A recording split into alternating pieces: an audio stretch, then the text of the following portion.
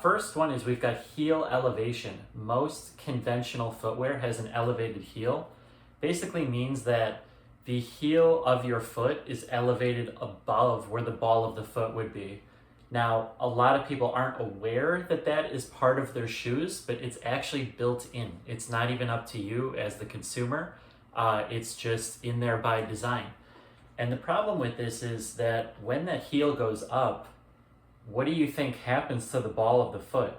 Well, you can already kind of see there's just going to be a natural overloading of the ball of the foot here because the heel has been taken a little bit out of the equation, and now you're just standing more so on the ball of your foot.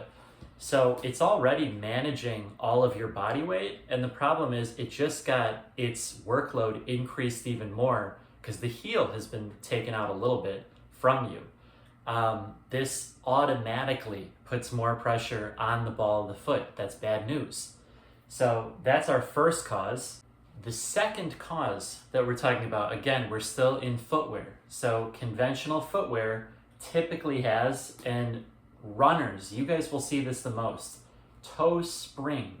A lot of you guys will kind of know this term as like a foot rocker, rocker sole, whatever they'll call it. This is something that like you'll see in Hoka's, you'll see it in Nikes, you see it in a lot of different brands, honestly, of conventional footwear.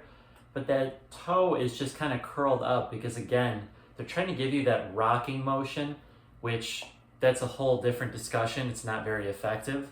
But again, the problem here is that we already had that heel elevation up. That's bad news. And now we kind of have the toes doing the same thing.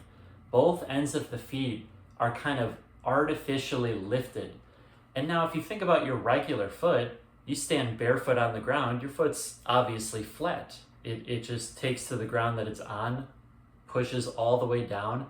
This is how we balance our body weight across the entire foot, across the whole foot tripod. And the fact that now when we're in shoes, we've got both sides artificially lifted. Well, again, what is the problem that you see happening? All the pressure is right here on the ball of the foot. That's just bad news. So again, automatic overloading of the ball of the foot, that's just going to cause pain one way or another. And then if you think about it, getting 10,000, 15,000, some people even get 20,000 steps a day, especially if you exercise or you work labor or you're a runner, you're getting a lot of steps per day. Now think about your foot being in a compromised position already, and you're taking a lot of steps a day, some of them at a high intensity, jumping, lifting, running. That's just going to be bad news for the ball of your foot. That's really not helpful. So no wonder you're having pain. That's number 2. Number 3, this is a little simpler because you guys have already heard me talk about this, I'm sure. It's the narrow toe box that's in most shoes, conventional footwear. And this is basically what does not allow your toes to spread. It forces your toes to be confined in here. Instead of getting a nice toe splay, you're getting a toe taper. And that is bad news because, again, the ball of your foot now is getting squeezed in. It's primarily the toes, but it affects the ball of the foot because those are the metatarsal bones that create the alignment for your toes. So if they're all getting pinched together, that's bad news.